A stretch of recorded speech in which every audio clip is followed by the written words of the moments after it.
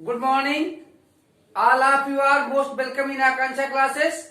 And now we are going to study areas related to circle.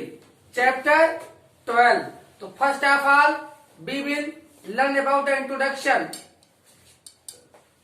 Students, first of all, we will know what is circumference of circle. Students, all of you are saying 5 figures of circles. यहाँ आप देख पा रहे हैं ये circle with centre वो, यहाँ O से एक और OB ये क्या कहलाएगा, रेडियस ऑफ सर्किल कहलाएगा। और यहाँ पर सरकमफ्रेंस, तो सरकमफ्रेंस ऑफ सर्किल क्या होता है, circumference of circle 2 pi r होता है। और एरिया ऑफ सर्किल, अगर आपको किसी सर्किल का एरिया निकालना है तो आपको लर्न होगा पाई r स्क्वायर होता है। अगर वह सर्किल सेमी हो, आप जानते हैं कि डायमीटर सर्किल को 2 सेमी सर्किल में डिवाइड करता है।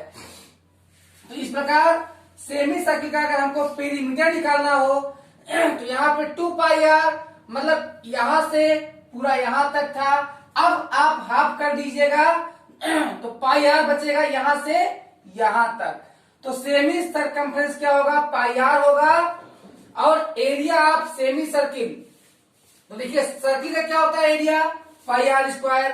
अब सेमी लग गया तो आधा ही बचा, तो पाई r स्क्वायर अपॉन 2 या हाफ पाई r स्क्वायर।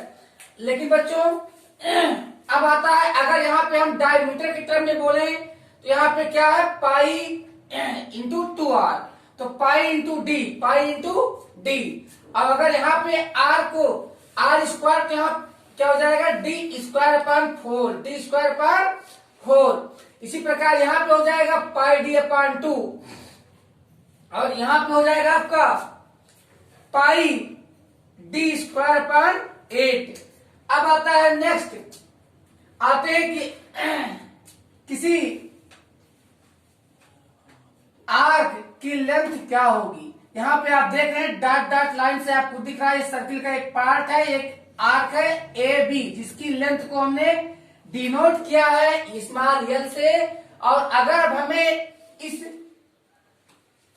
आर्क की लेंथ निकालनी हो तो कैसे निकालेंगे, तो यहाँ पे हम देखते हैं कि आर्क के दोनों एंड को अगर सेंटर से ज्वाइन कर दिया जाए तो ये आर्क के द्वारा सेंटर पर सबटेंड किया गया एंगल, यहाँ थीटा से हम डिनोट कर रहे हैं। अगर हमें यह थीटा की वैल्यू गिवन हो, दिस मीन्स अगर हमें ये गिवन हो कि सेंटर पर कितने डिग्री का एंगल सबटेंड हो रहा है, और उस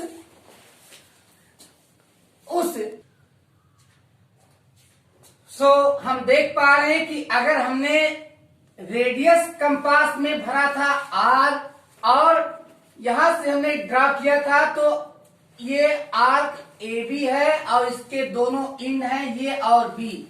अब अगर ये और बी को हम सेंटर से ज्वाइन कर दें और ये थीटा डिग्री का एंगल बने, तो बहुत ही आसानी से हम फाइंड कर लेते हैं इस आर्क की लेंथ स्मॉल एल। तो देखते हैं कैसे फाइंड करते हैं। तो यहां पर मैं बता दूं कि यहां पे कैसे फाइंड करेंगे। यहां पे हम लेंथ ऑफ आर्क, यानी इस आर्क की लेंथ क्या होगी, pi r theta upon 180, pi r theta upon 180। ये कोई नया फार्मूला नहीं है, आप देख पा रहे हैं सर्किल था तो यहाँ पे क्या था 360 आता, ये कंप्लीट 360 डिग्री का आर्क है। तो यहाँ पर कितना डिग्री आता है, थीटा की वैल्यू 360। तो देखिए यहाँ 180 से 360 कट जाता तो आता 2 पाई आर। यानी तो अब हम समझ चुके हैं कि लेंथ ऑफ आर्क क्या होगा, पाई आर थीटा अपॉन 180। अब आता है कि इस पार्ट को हम क्या कहते हैं। तो स्टूडेंट्स मैं यहां बता दूं आपको कि सर्किल को या तो कार्ड डिवाइड करता है या उसके 2 रेडियस डिवाइड करते हैं। तो यहाँ पे हम देख रहे हैं कि सर्किल को 2 पार्ट में डिवाइड किया जा रहा है। एक ग्रेटर पार्ट, यहां देख रहे हैं कि ग्रेटर पार्ट नीचे दिख रहा है, तो इसको बोलते हैं सेगमेंट, और इसको भी सेगमेंट बोलते हैं। क्या बोलते हैं, नहीं सॉरी, ये है आपका सेक्टर, क्या है, सेक्टर, और ये भी आपका क्या है, सेक्टर। और जो कार्ड डिवाइड करता है, जैसे यहाँ पे आप देख पा रहे हैं ये कार्ड है ए बी, तो कार्ड जब डिवाइड करता है तो ईच डिवाइडेड पार्ट सेगमेंट कहलाते हैं, और जब रेडियस डिवाइड करता है, रेडियाई डिवाइड करता है, तब ईच पार्ट हमारे सेक्टर कहलाते हैं। तो छोटा वाला माइनर सेक्टर है और बड़ा वाला मेजर सेक्टर है।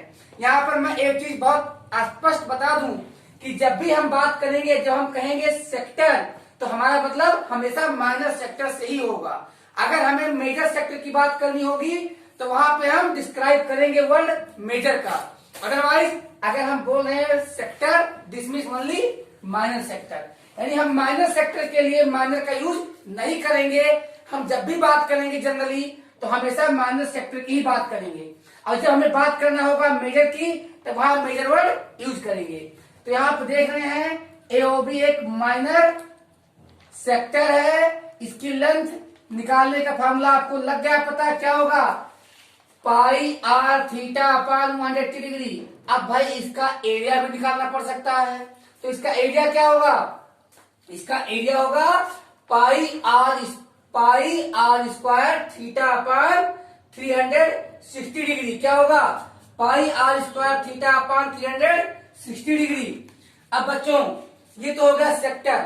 अब आते हैं भाई, हम बात कर लेते हैं सेगमेंट की। तो हमने बताया जब भी कार्ड डिवाइड करता है तो वह सेगमेंट में डिवाइड करता है। और यहाँ पे आप देख रहे हैं कि एओबी यह डायमीटर है, तो डायमीटर क्या होता है, the longest card of the circle is called diameter. तो जो डायमीटर होता है वह सर्किल का सबसे बड़ा वाला कार्ड होता है। तो जो सबसे बड़ा वाला कार्ड डायमीटर डिवाइड करता है वो 2 इक्वल हाफ में डिवाइड करता है, तो इसको हम लोग क्या बोलते हैं, इसको बोलते हैं सेमी सर्किल। लेकिन यहाँ पर आप देख रहे हैं कि एक छोटा है एक बड़ा है, तो छोटे वाले को हम क्या बोलते हैं, माइनर सेगमेंट, और बड़े वाले को क्या बोलेंगे, मेजर सेगमेंट।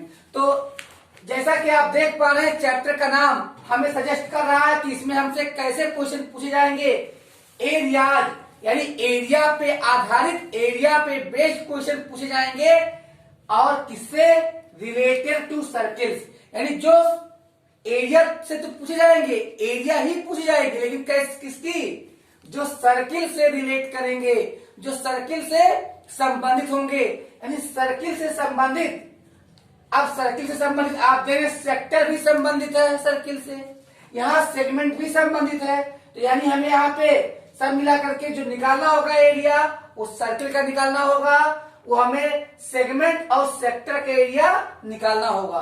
तो इस प्रकार से स्टूडेंट्स हमें यहाँ पे बता दें आपको कि जो आपके बोर्ड एग्जाम में आते हैं वो सेगमेंट का एरिया निकालने के लिए जरूर आता है।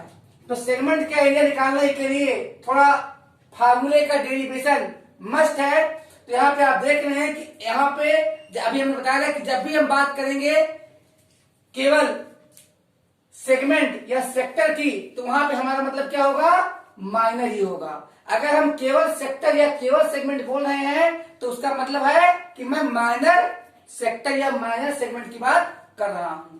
तो यहाँ पे आप देख पा रहे हैं यह हमारा क्या है, सेगमेंट है। ये हमारा जो आप देख रहे हैं शेडेड पार्ट है, जो यहाँ शेडेड पार्ट है, ये आप देख पा रहे हो जो शेडेड पार्ट है ये हमारा माइनर सेगमेंट है। अब अगर हमसे कहा जाए कि आप इस माइनर सेगमेंट का एरिया बताओ, इस माइनर सेगमेंट का एरिया बताओ, तो बच्चों हम सेगमेंट का एरिया का कोई फार्मूला डायरेक्ट नहीं अप्लाई कर सकते। उसके लिए हमें क्या करना होता है, हम जिस सेगमेंट की बात होगी, हम पहले वह जिस सेक्टर में रहेगा हम पहले उस सेक्टर का एरिया निकालेंगे, फिर उस सेक्टर के एरिया में से हम क्या करेंगे, आर्क के दोनों पॉइंट को कार्ड को ज्वाइन कर देंगे, तो एक क्या बन जाएगा यहाँ पे, ट्रायंगल। क्या बन गया, ट्रायंगल एओबी। आप देख पा रहे हैं कि अगर हम सेक्टर एओबी के एरिया में से ट्रायंगल एओबी का एरिया माइनस कर दें तो एरिया किसका आ जाएगा, area of segment minus segment A B का एरिया आ जाएगा। तो बच्चों area of segment, area of segment क्या होगा? एरिया ऑफ सेगमेंट होगा area of sector, area of sector minus area of triangle. तो area of sector minus area of triangle के लिए अब देखिए बच्चों, यहां पर भाई कार्ड सेंटर पर कुछ ना कुछ एंगल सबटेंड करेगा ही। अब मान लेते हैं कि वो सबटेंड कर रहा है यहां पर 120 डिग्री। कितना सबटेंड कर रहा है? थीटा की वैल्यू 120 डिग्री है। तो आप समझ सकते हैं कि एंगल को हम डिनोट करते हैं थीटा से। तो कौन सा फॉर्मूला हम लगा देंगे? हम लगा देंगे आर स्क्वायर, यानी हम फॉर्मूला लगाएंगे एरिया ऑफ सेक्टर। तो एरिया ऑफ सेक्टर क्या होता है? एरिया ऑफ सेक्टर होता है pi r square theta upon 360 degree minus क्या करेंगे? Area of triangle, area of triangle. तो यहां पे आप देख रहे हैं कि ओ से ए बी पर एक परपेंडिकुलर डाला गया है। अगर हम इसे पॉइंट यम मान लें तो बच्चों हमें ओएम की लेंथ निकालने के लिए साइन और कास का यूज करते हैं, ट्राइगोनोमेट्री का यूज करते हैं, जिससे ये फॉर्मूला हमारा डिराइव होता है। यानी ट्राइंगल का एरिया हो जाता है R square sine theta upon 2 into cos theta upon 2। अब थीटा अपॉन 2 को मैं क्लियर कर दूं कि अगर पूरा 120 डिग्री है तो थीटा अपॉन 2 का मतलब 120 अपॉन 2 यानी 60 डिग्री। जितना यहाँ वैल्यू होगी पूरी वैल्यू उसका हाफ। अगर यहाँ पे दिया है 120 डिग्री तो थीटा अपॉन 2 का मतलब 60 डिग्री। अगर यहाँ पे दिया है 60 डिग्री तो थीटा अपॉन 2 का मतलब 30 डिग्री। जितना एंगल सबटेंडेड एट सेंटर होगा उसका हाफ यहाँ वैल्यू आप रखोगे। थीटा बाई 2 का मतलब जो एंगल सबटेंड कर रहा है सेंटर पर उसका हाफ। अब आपको समझ में आ गया होगा। तो फार्मूला कौन लगाओगे आप? यहाँ पे काफी बच्चों की समस्या थी, प्रॉब्लम थी, वो कंप्लेंट कर रहे थे कि सर हमारे समझ में 60 डिग्री का तो आता है बट 120 डिग्री का नहीं आता, या उससे ग्रेटर। अगर 90 का आता है तो कोई प्रॉब्लम ही नहीं होगी, लेकिन अगर 90 नहीं आता है, वो 120 आता है या 45 आता है, कोई भी वैल्यू आती है, तो आप सीधे इस फार्मूले का यूज कीजिएगा R square into pi minus pi theta upon 360 minus sine theta by 2 into cos theta by 2। किसके लिए? ये सेगमेंट के एरिया के लिए। किसके लिए? सेगमेंट के एरिया के लिए। तो एरिया ऑफ सेगमेंट में ये फॉर्मूला यूज करेंगे आप। अब आता है भाई एरिया, इसका कोरेस्पॉन्डिंग अगर मेजर सेगमेंट का एरिया पूछिएगा तब आप क्या करेंगे? तो एरिया ऑफ मेजर सेगमेंट, अब आप देख लीजिए एरिया ऑफ मेजर सेगमेंट क्या होगा भाई? सर्किल के एरिया में से आप माइनर सेगमेंट के एरिया को माइनस कर देंगे। तो एरिया ऑफ मेजर सेगमेंट क्या हो जाएगा? Area of circle minus area of minor segment. तो यहां पर पाई आर स्क्वायर कॉमन लेनी है तो क्या बचा? Pi minus pi theta upon 360 minus sine theta by 2 into cos theta by 2। इस फार्मूले का यूज करके आप मेजर सेगमेंट का एरिया फाइंड कर सकते हैं। तो आइए यहां पे बात कर लें। लेकिन अगर थीटा की वैल्यू 60 डिग्री है तो आपको ये इस फार्मूले का यूज करने की कोई जरूरत नहीं है। तब आप जानते हो अगर ये 60 डिग्री होगी तो ये दोनों भी 60 ही होंगे। क्यों? क्योंकि दोनों एंगल इक्वल होंगे।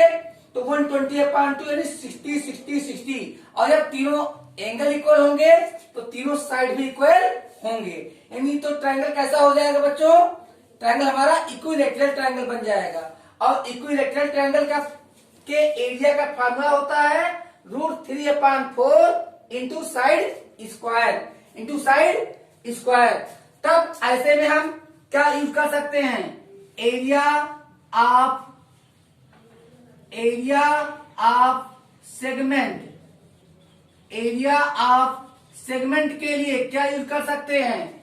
एरिया ऑफ सेक्टर क्या यूज कर सकते हैं? Area of sector minus area of triangle. Area of sector minus area of triangle use करेंगे। ये 60 डिग्री जब बनाएगा सेंटर पर तब के लिए है। तो क्या होगा? Pi r square theta upon 360 minus, अब एरिया ऑफ ट्रायंगल क्या होता है? साइड स्क्वायर, लेकिन इसके साइड क्या होंगे? आर ही होंगे। तो यहां पे आप कर सकते हो √3/4 आर स्क्वायर। तो बच्चों यहां पर क्या कर सकते हैं आप? यहां पर आप कॉमन ले सकते हैं। क्या कॉमन ले सकते हैं बच्चों? यहां पे आप आर स्क्वायर अपान या सीधे आर स्क्वायर कॉमन ले सकते हैं। तो क्या बच जाएगा? यहां पे आ जाएगा जब आर स्क्वायर हम कॉमन ले लेंगे तो यहां बचेगा पाई थीटा अपान 360 डिग्री माइनस √3/4 √3/4। तो ये फार्मूला हमारा लगेगा एरिया ऑफ सेगमेंट के लिए अगर सेंटर पर सबटेंड करेगा थीटा डिग्री की एंगल तब। तो मुझे उम्मीद है कि आपके समझ में आ रहा होगा। और इसके अंदर हमें चैप्टर में जो क्वेश्चन पूछे जाएंगे बच्चों वो कैसे होंगे? वो कंसेंट्रिक सर्कल्स पे भी बेस्ड होंगे, क्योंकि इसके पहले हमने पढ़ा है चैप्टर सर्किल का चैप्टर पढ़ा है। अब हमें कुछ कंबाइंड फिगर भी पूछे जा सकते हैं, कुछ सेमी सर्किल, कुछ क्वाड्रेंट और कुछ सेक्टर और सेगमेंट पे क्वेश्चन पूछे जाएंगे। तो बच्चों मुझे समझ में आ रहा है कि आपको ये वीडियो अच्छा लगा होगा। और ये इंट्रोडक्शन के बाद हम लोग पढ़ेंगे पार्ट फर्स्ट पढ़ेंगे, जिसमें हम लोग एक्सरसाइज 12.1 सॉल्व करेंगे। तो बच्चों अब आप लोग ले लीजिए स्क्रीनशॉट। तो हम लोग मिलते हैं नेक्स्ट वीडियो में। तब तक ध्यान रखिए, पढ़ते रहिए, आपके मार्क्स बहुत अच्छे आएंगे। Thank you very much.